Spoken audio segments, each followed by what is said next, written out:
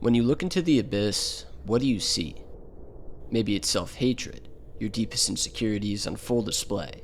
Perhaps it's ego, the strongest parts of you that justify your inner sense of superiority. Philosopher Friedrich Nietzsche was an existentialist, meaning he believed life has no inherent purpose. Therefore, people create their own. He understood that staring into your own darkness is one of the most dangerous things someone can do. There was someone else who looked into the abyss too, an iconic character who confronts that darkness every night. But it isn't the act alone that makes this man a superhero. It's the fact that the Batman faced the abyss and held his own. There is a difference between you and me.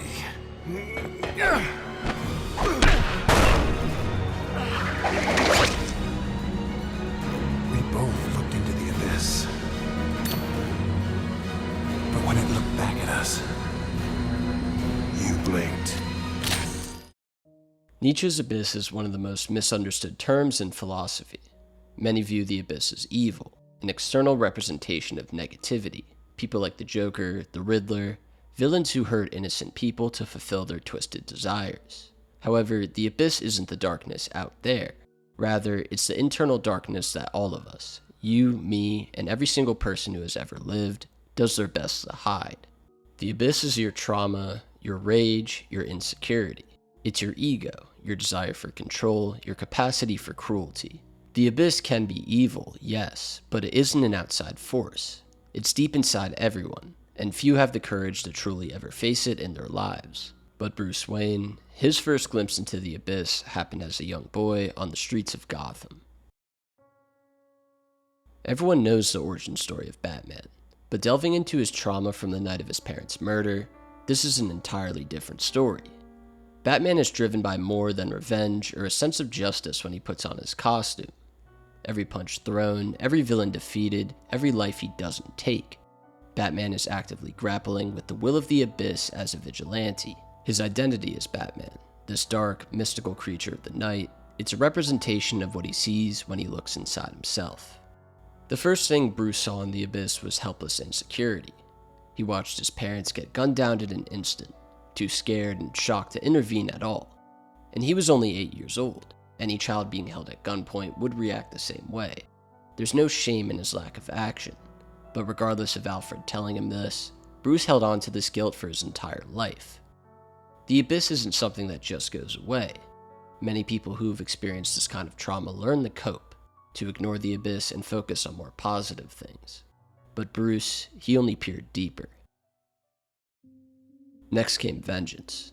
For a decade, Bruce traveled the world, learning martial arts and obtaining the skills that would eventually aid him in his vigilantism. And after coming back to Gotham, seeing the state of his crime-ridden city, Bruce realized he could take action.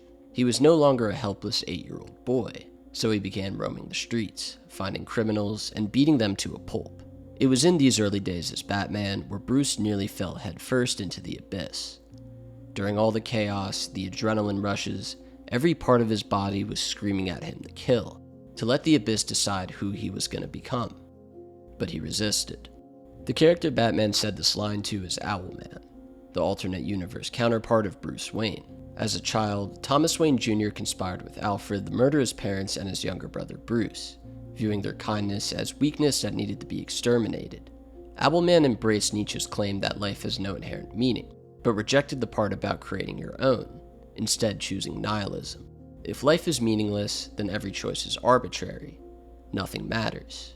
This drove Owlman's attempt to destroy Earth Prime, the original version of the multiverse, which would thus destroy all of reality. He believed this was the only act that could ever have any meaning. In the end, Batman was able to stop Owlman because of his resolve. Whether or not life has any inherent meaning, that isn't the point. What matters is that people deserve the chance to find that meaning for themselves. Batman acknowledges that, like Owlman, he too looked into the abyss. He sees the darkness, the desire for violence, that urge to kill. But there's a key difference between these two characters. Batman looked into the abyss and was able to keep it at bay. Owlman, on the other hand, he blinked.